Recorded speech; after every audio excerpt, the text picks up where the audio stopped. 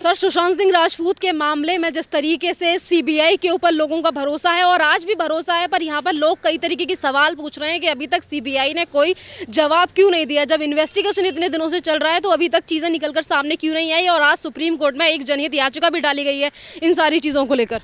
क्या एक संदेश देना चाहोगे उन लोगों के लिए जिसकी उम्मीद अभी भी है, जो लोग आज भी चाहते हैं कि सीबीआई कुछ ना कुछ रिपोर्ट सौंपे लोगों को कि आखिरकार सुशांत सिंह राजपूत के मामले में जो छानबीन है वो कहाँ तक पहुँची?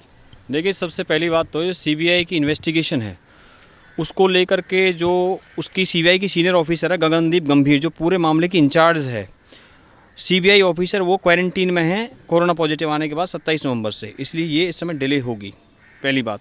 दूसरी बात ये है, जो सीबीआई के सोर्सेज से जो भी अपडेट आता है उसको हम आपको यहाँ अपडेट करते हैं। अब इसमें होम मिनिस्ट्री और पीएमओ ये दोनों इन्वॉल्व हैं, क्योंकि सीबीआई रिपोर्ट करती है प्राइम मिनिस्टर ऑफिस को, पहली बात। दूसरी बात यह है कि जो मीडिया में अब भी कुछ चैनल अभी भी डिप्रेशन और सुसाइड की बात अभी कुछ टाइम पहले तक दिखाई है, तो जी सीबीआई की सबसे पहली जो प्रेस रिलीज है उसमें पता क्या कहा गया है? उसमें ये कहा गया है कि CBI is conducting investigation related to Sushant Singh Rajput in a systematic professional way और certain media reports attributed to CBI investigation are speculative and not based on facts. Facts पे बेस्ड नहीं है वो, जो मीडिया की रिपोर्ट्स है, मीडिया रिपोर्ट्स के बारे में बात करी गई है। और आखिर में एक बात कही है सीबीआई ने, पता क्या कही है? उन लोगों के लिए है जो भ्रम फैला रहे हैं, लोगों का मनोबल तोड़ रहे हैं। It is requested that media may please confirm details from CBI spokesperson before quoting CBI, यानी मीडिया वाले सीबीआई के ऑफिशियल प्रवक्ता से पहले इसकी जानकारी ले लें। कोई भी स्टेटमेंट देने से पहले सीबीआई ने मीडिया के बारे में कहा है। और आपको मैं बता दूं एक बात, जो सीबीआई की दूसरी प्रेस रिलीज है 28 सितंबर को, इसके अंदर उन्होंने क्लियरली कहा हम सारे एंगल्स पे इसकी जांच कर रहे हैं। मैटर ऑफ कंसर्न ये है कि प्रोफेशनल इन्वेस्टिगेशन में पूरी चेन को निकालने की मामला है, क्योंकि जब ड्रग चैट सामने आई तो एनसीबी आ गई।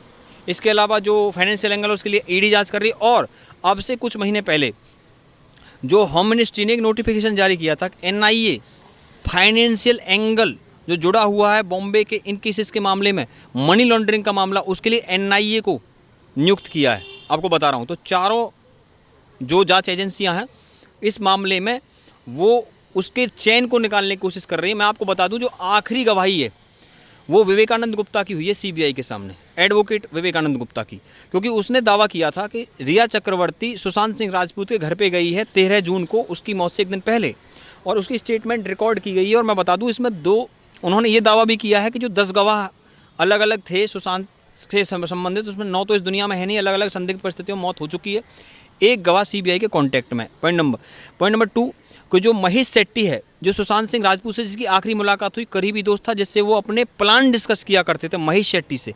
महेश शेट्टी आज तक मीडिया में नहीं आए, उसकी जो स्टेटमेंट है सीबीआई ने रिकॉर्ड करी और बिहार पुलिस ने भी उसकी स्टेटमेंट रिकॉर्ड करी थी। मैं ये भी बता दूँ आपको। अब ये है इसकी अपडेट जो सीबीआई का मामला इस केस में है। अच्छा, रही बात इसमें कि लोगों का जो इसमें क्यूरियसनेस है वो इतने ज़बरदस्त लेवल पे है, मीडिया जो इस डिले का फ़ायदा उठा करके लोगों का मनोबल तोड़ने में लगा हुआ है। और मैं यहाँ आपको दिखा चुका हूँ मीडिया रिपोर्ट्स के बारे में सीबीआई, क्योंकि अब आप बताओ, ये जो सीबीआई की प्रेस रिलीज है, सरकारी वेबसाइट है सीबीआई की, वहाँ से मैं लाया हूँ, ये अब तक किसी मीडिया ने पता क्यों नहीं दिखाई है? क्योंकि इसमें मीडिया के ही बारे में सीबीआई ने बोला है कि वो फैक्ट्स पे बेस नहीं है, और उनको हमारे ऑफिशियल स्पोक्स पर्सन से, यानी जिस तरीके से वो दिखा रहे हैं, वो कर रहे हैं पीआर एजेंसीज के दबाव में। आपको बता देता हूँ। अब इसमें एक बात और जोड़ देता हूँ आपको मैं, जो फिल्म है ना कुली नंबर 1, इसका जो प्रोड्यूसर है वासु भगनानी है ना, ये सुशांत को लेके जो फिल्म थी ना केदारनाथ, इससे इसने पैसा बना लिया है। इसका कॉन्ट्रैक्ट, इसके जो थिएटर के राइट्स थे इसके पास थे, उसने 15 करोड़ रुपये उससे बना लिए। मसला ये है कि सुशांत ने जो आखिरी फिल्म का कॉन्ट्रैक्ट किया था ना जाने से पहले, वो वासु भगनानी से किया था। इसकी इंटरोगेशन होनी चाहिए। आज आपके सामने बता रहा हूँ, रिया चक्रवर्ती उसमें एज ए जो है हीरोइन और सुशांत को एज ए हीरो लेने का 15 करोड़ रुपए देने का भी इस तरह का इंटरव्यू में रिया चक्रवर्ती का खुलासा बता रहा हूँ। और बता दूँ आपको एक बात, जो राबता फिल्म है, ईडी ने राबता फिल्म को लेकर के जो 15 करोड़ का मामला है वो बुडापेस्ट हंगरी में दिए गए ऐसा क्लेम हुआ, लेकिन जो सफाई दी है राबता फिल्म के प्रोडक्शन हाउस ने, प्रोड्यूसर्स ने, वो कहा है कि वो हमने इंडिया में उनको पेमेंट करी है, लेकिन 15 करोड़ करिए, कितनी करिए हम आपको नहीं बताएंगे, मना किया है, अपनी स्टेटमेंट में बोला है। तो बुडापेस्ट हंगरी, समझ रहे बात को? इसका मतलब अगर कोई इंटरनेशनल लिंक आता है, यदि मनी लॉन्ड्रिंग नहीं नज़र आ जाती है तो उसकी जांच के लिए रॉ को भी इन्वॉल्व होना पड़ता है, यानी कि रॉ उसमें इन्फॉर्मेशन देती है। रॉ जो इंटरनेशनल इन्फॉर्मेशन होती है वो काम होता है रॉ का, और जो इंडिया की इंटरनल इन्फॉर्मेशन है वो काम होता है आईबी का, जो इंटेलिजेंस ब्यूरो का।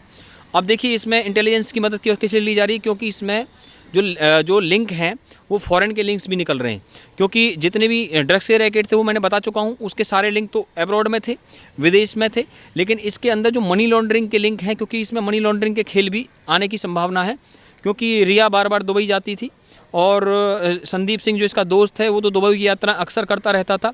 और आपको मैं बता दूं, देखिए सुशांत सिंह राजपूत के बारे में एक बात याद दिला देना चाहता हूं कि सुरजीत सिंह राठौड़ जो रिपब्लिक चैनल पे आके उन्होंने कहा था कि उसके शरीर पे कपड़े थे, है ना।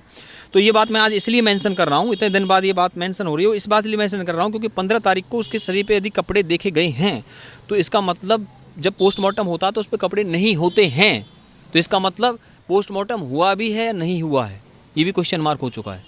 हुआ भी है पोस्ट, एक बहुत विशेष बात बता रहा हूँ, ये बात समझ लेना आप। अब देखिए ये सारी जो चीज़ें हैं, जो चार्जशीट इसमें बनेगी ना वो कंबाइंड चार्जशीट होगी, और हमारी 3 डिमांड हैं। अब पता हम क्या करने वाले हैं, अब मैं इतने दिन बाद इंटरव्यू के लिए आया हूँ, तो हम ये रणनीति बना रहे थे कि कैसे हम प्रेशर बढ़ाएं भारत सरकार पर और सीबीआई पर। उसके लिए हम क्या करने वाले हैं, ज्ञापन तैयार कर रहे हैं। ज्ञापन जो है मांग पत्र, उसमें हम अलग अलग सांसदों को देंगे और जनता से भी अपील करेंगे अपने अपने सांसदों तक पहुँचाए, यहाँ दिल्ली और INCR के सांसदों तक हम पहुँचाने का काम करेंगे। मांग पत्र में 3 डिमांड, पहली फास्ट ट्रैक कोर्ट में सुशांत सिंह राजपूत का केस डाला जाए, दूसरी जल्द से जल्द चार्जशीट फाइल की जाए, और तीसरी 302 की धारा यानी मर्डर की धारा लगाई जाए। 3 है, समझ लीजिए बात को। और इसमें हम कुछ एक्टिविस्टों के साइन करके भी उन्हें देंगे। और इसके अलावा एक चीज़ की योजना और हमने तैयार करी है। आज जो है यहाँ पे सुशांत सिंह राजपूत के लिए एक दिन का भूख हड़ताल करिए। विजय शेखर साहब हैं, फिल्म प्रोड्यूसर हैं, मैं उनको यहाँ समर्थन देने के लिए आया जंतर मंतर पे, यहाँ जंतर मंतर पे हम खड़े हुए हैं, ठीक है। तो वो दिन में था यहाँ पे, तो अभी क्या है मेरी उनसे भी चर्चा हुई है, और इसमें जो अलग अलग लोग हैं उनसे भी चर्चा हो रही है। अब देखो गणेश सेवारकर ने तो बोला कि मुझे दुबई से कॉल आया है, मैं तो कितनी बार आपको बताया था दुबई का एंगल नहीं होता अगर इसमें सेरन जी, सबसे पहले दुबई का एंगल ये तो मुझे नहीं पता, कोई किसी और ने बताया हो, लेकिन मैंने तो पहले इंटरव्यू में आपको पहले इंटरव्यू में यहाँ बता दिया था, आपको बता दिया था नहीं, कॉल उसको दुबई से आई है गणेश सेवारकर को, और मैंने दुबई के अलग अलग लिंक्स आपको बता दिए थे। क्योंकि जो प्रोफेशनल लोग हैं, अगर अंडरवर्ल्ड के लोग हैं, फॉर एग्जाम्पल अगर जिन लोगों ने मारा है, तो सीबीआई अब ये देखना चाहती है कि उनको आदेश किसने दिया। अब आदेश दिया है जिन्होंने, उनके खिलाफ एविडेंस ढूंढने, क्योंकि कल को अगर वो रिहा हो गए या वो बरी आ गए तो सीबीआई को लोग गालियां देते घूमेंगे। तो इसलिए एविडेंस कलेक्ट करने का सारा मसला आ रहा है इसमें। और पता वहाँ पे बहुत ज़्यादा दिक्कतें आ रही हैं। कहाँ पे आ रही हैं? मुंबई के अंदर बहुत सारी दिक्कतें आ रही हैं, क्योंकि वो लोग सहयोग नहीं कर रहे हैं इनका।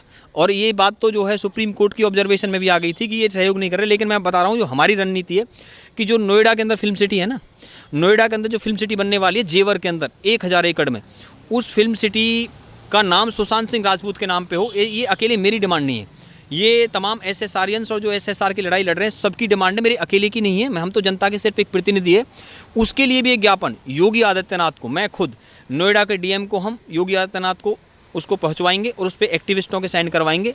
ये एक और विशेष बात बता देता हूं मैं, क्योंकि भारतीय सिनेमा में जो सुशांत सिंह राजपूत का जो योगदान है वो बहुत बड़ा योगदान है, साधारण योगदान नहीं। क्यों योगदान है? उसका कारण है क्योंकि वो छोटे पर्दे से आकर के, क्योंकि आज से 30 साल पहले शाहरुख खान सर्कस नाम के सीरियल से निकल करके और जो है फिल्म इंडस्ट्री में आए थे छोटे पर्दे से, उसके बाद कोई भी नहीं आ पाया। शाहरुख खान के बाद डायरेक्ट सुशांत सिंह राजपूत। और शाहरुख खान के लिए तो वो एडवर्टाइजमेंट आज भी चलती है कि शाहरुख खान वाला अपोलो सर्कस आती है ना, तो वो अभी भी आप देख लिए दीवारों पे लगी होती है, तो वो उसकी पहचान बनी हुई है। लेकिन अब जब छोटे पर्दे से ये बंदा आया, एक छोटे से शहर से निकल के आया और इसने ये सारा काम किया है, इतनी सारी फिल्में करी हैं और फिल्में रुकवाई भी गई हैं, और इसने भारतीय सिनेमा में भी योगदान दिया है, और इसने अलग अलग प्रोजेक्ट्स नासा के लिए भी इसने योजना बनाई है। इसके ट्वीट्स पड़े हुए हैं पुराने। अभी आपने रॉ की बात की, IB की बात की, तो जिस तरीके से आपने कहा कि सुशांत सिंह राजपूत के जो फैंस हैं वो लगातार इन सारी चीज़ों की मांग कर रहे हैं कि सुशांत सिंह राजपूत को जस्टिस मिलना चाहिए, तो इसी जो लोग हैं, जो तमाम जो हमारे साथ इस लड़ाई को लड़ रहे हैं, उन्हीं में से तमाम लोगों का ये सवाल है आपसे कि NIA को लेकर भी कई सारे ऐसे लोग हैं जो ये कह रहे हैं कि सुशांत सिंह राजपूत के मामले में NIA जाँच कर रही है, और आपने कहा था कि NIA आ सकती है, तो इसको ज़रा समझाने की कोशिश करें सर। देखो, NIA के लिए नोटिफिकेशन होम मिनिस्ट्री ने जारी कर दिया। अब मसला ये है कि ये ज़रूरी नहीं है NIA डायरेक्टली जांच करे। NIA अपनी जो इन्फॉर्मेशन उसको मिलती हैं उसको डायरेक्ट इन एजेंसीज़ को दे सकती है, समझ रहे हैं। लेकिन मसला ये है कि जब ग्लोबल लिंक आ जाते हैं इसमें, जब मैंने बता रहा हूँ हंगरी में पेमेंट की बात आ गई है, दुबई से बात आ गई है सारी, और इसमें अलग अलग जो ड्रग्स के पेडलर हैं वो जो वर्ल्ड वाइड फैले हुए हैं, जो रिया चक्रवर्ती के लिए ड्रग्स आ रहा था और जिसमें वो दावा कर रही है कि वो सुशांत के लिए ले रही थी, और मनी लॉन्ड्रिंग के मामले आए हुए हैं क्योंकि एनफोर्समेंट डायरेक्टरेट जाँच कर रहा है। तो NIA जो है वो अंतर्राष्ट्रीय जो लिंक हैं टेरर के, उनके लिए जाँच करती है। आपको बता देता हूँ 2008 में गठित हुई थी मुंबई हमले के बाद में, और ये मुंबई हमला जो है ना, NIA को तो हम ये भी चाहते हैं कि जांच वो महेश भट्ट के बेटे की कर ले, क्योंकि 26/11 के हमले में उसका नाम आया था। पता नाम किसने लिया था? डेविड कोलमैन हेडली, जो कि मुंबई हमलों का मुख्य आरोपी था। उससे शिकागो के अंदर FBI ने इंटेरोगेशन करी थी, और नार्को टेस्ट जो शिकागो के अंदर उसके साथ हुआ है, उसके अंदर उसने महेश भट्ट के बेटे का नाम लिया, राहुल भट्ट का। ये जिम चला था, उसके जिम में ये डेविड कोलमैन हेडली आकर के वहाँ जिम करता था और बाइक पर घूम करके मुंबई में रेकी करी थी। चलो आगे की बात बताता हूँ। अब खेल क्या है कि मीडिया का जो मैं बार बार यहाँ जिक्र करता हूँ ना, कैसी गलत इन्फॉर्मेशन फैलाई जा रही है। एक बात और बहुत ज़बरदस्त चल रही है कि जो है भैया, जो करण जौहर के घर पे पार्टी हुई थी ना, सबको क्लीन चिट मिल गई, ऐसी सारी मीडिया रिपोर्ट्स धुआंधार पड़ी हुई हैं। लेकिन आज आपको बता दूं, क्विंट नाम का एक न्यूज़ पोर्टल है, बहुत बड़ा है इंडिया के अंदर, हालांकि मैं उनकी विचारधारा से सहमत नहीं हूँ। उसने NCB के हवाले से, NCB के सोर्सेज के हवाले से न्यूज़ दी है, मैं लेके आया हूँ 28 अक्टूबर को। और उसने कहा है कि जो करण जौहर के घर पे पार्टी हुई थी उसमें कोई क्लीन चिट नहीं मिली है। इसमें sources in the narcotics control bureau have told the Quint that a clean chit has not been given to the video footage of party held at film maker Karan Johar residence last year. यानी कि जो 27 जुलाई 2019 को करण जौहर के घर पे party हुई थी, उसके बाद FIR करवाई थी मनजिंदर जीत सिंह सिरसा, जो कि यहाँ अकाली के MLA। उसने खुलेआम यहाँ सामने आकर बोला, भैया मेरे को धमकियाँ दे रहे हैं, धमकियाँ आ रही हैं। और मैं इतना बता दूं शरण जी, ये क्विंट जो है उसने ये दिए है कि जो मीडिया में रिपोर्ट्स हैं वे सारी गलत हैं। उस पार्टी को लेकर के कोई क्लीन चिट NCB ने नहीं दी। अब तुम देख रही हो कितना झूठ, मतलब PR एजेंसी ने पूरा दम लगा रखा है बॉलीवुड के लोगों को बचाने के लिए। उस पार्टी में रणबीर कपूर, अर्जुन कपूर, मलाइका अरोड़ा, जोया अख्तर, अयान मुखर्जी और दीपिका पादुकोण, करण जौहर, शाहिद कपूर, वरुण धवन, सबके नाम बता दिए मैंने। ये सारे लोग उस पार्टी के अंदर मौजूद थे। और जब ड्रग्स की जांच की जा रही है, देखिए 1 साल हो चुका है, उसमें 2 मामले आ जाते हैं, या तो ब्लड टेस्ट या हेयर ड्रग टेस्ट। अब मामला ये है कि इसमें चैट से भी सामने आ सकता है। अब चैट में 15 मोबाइल तो NCB ने यहाँ दे रखे हैं, गुजरात के अंदर जो फॉरेंसिक लैब है। मसला सारा यहाँ पे ये आ जाता है, जो इंटेरोगेशन है। बहुत से लोग ये कह रहे हैं, अरे भैया इसमें ये बताइए आपकी ये बड़े स्टारों को क्यों नहीं ले रहे? भैया सबूत मिलना चाहिए। सबूत क्या है कि आप ड्रग्स मिलना चाहिए, ड्रग्स की जितनी मात्रा मिलेगी उस आधार पे आप जेल जाएंगे, जैसे भारती सिंह। लेकिन वो क्या है, स्मॉल क्वांटिटी से नीचे था, 6 महीने तक की जेल होती है, इसलिए वो साइन दिखा रही थी, उसे पता है 6 महीने तक की जेल है या कुछ पेनल्टी हो जाएगी। अगर उसमें कमर्शियल क्वांटिटी पाई जाती है तो 20 साल तक की जेल होगी उसके अंदर, और जो नॉर्मल क्वांटिटी होती है उसमें तो जो 10 साल तक की जेल है। कानून बहुत सख्त है, लेकिन मसला ये है कि जब तक सबूत नहीं है तो आप किसी का कुछ बिगाड़ भी नहीं सकते। सर यहाँ पे जैसे कि CBI को लेकर आपने काफ़ी सारी चीज़ें बताई जिससे लोगों को समझ आ गया होगा, और ये भी है कि CBI को लेकर लोगों में चिंता है कि आखिरकार कब तक रिपोर्ट आएगी, कब तक पता चलेगा, और इसको लेकर जो आपने इन्फॉर्मेशन दिया उससे लोगों को। और सर एक और बात कि क्या एक संदेश देना चाहोगे उन सारे लोगों के लिए, जिन सारे लोगों को आपने अभी समझाने की कोशिश की, जो हमारे साथ डे 1 से लड़ाई लड़ रहे हैं सुशांत सिंह राजपूत को जस्टिस दिलाने के लिए? देखिए क्या है, मैं आपको एक बात बता देना चाहता हूँ, व्यूवर्स को मैं कहना चाहता हूँ, आप लोग इसमें टिक करके रहिए, हम इस लड़ाई को अंजाम तक पहुँचाएंगे। और मैं आपको बता दूँ, जब CBI इन्वेस्टिगेशन हो रही है, हमने 3 डिमांड करी हैं। फास्ट ट्रैक कोर्ट, CBI जल्द से जल्द चार्जशीट फाइल करे और 302 की धारा। इसके लिए हम सारे सांसदों को ज्ञापन देने की एक व्यापक योजना पे वर्क कर रहे हैं, और वो हम जल्दी अपने व्यूवर्स को बता देंगे। व्यूवर्स, मैं आपको ये बात कह देना चाहता हूँ, देखिए आप लोगों ने इस लड़ाई को लग करके लड़ा है, और पता है क्या है, इतना पेचीदा हो चला है मामला शरण जी, इतना पेचीदा हो चला है कि मीडिया क्या है, लोगों का ध्यान भटकाने में लगी हुई है। उसने पता है थोड़ा सा टाइम CBI लेगी, इसी बीच में नेगेटिव करेंगे हम लोगों को, और उनके माइंड से इस चीज़ को निकालेंगे, और उनके दिमाग में हम जो भरेंगे, क्या भरेंगे, हम सुसाइड भरेंगे। और जो ये चेतन भगत का आर्टिकल भी आ चुका टाइम्स ऑफ इंडिया के अंदर, उसके अंदर वो फिर से वही बातें कर रहा था, ये डिप्रेशन की बातें, और अभी भी कुछ चैनलों पे हो रही है, मैं यहाँ उनको गिनवा नहीं रहा हूँ। लेकिन इनकी जो करतूतें हैं ना, ये देश के लोग देख रहे हैं। मैं CBI की ऑफिशियल प्रेस रिलीज यहाँ आपके सामने दिखा चुका हूँ, ठीक है। और इसमें कोई भी अपडेट होगी, एक लाइन की भी अपडेट होगी, मैं यहाँ आके बताऊँगा। अपडेट नहीं होगी तो मेरा आने का क्या फ़ायदा।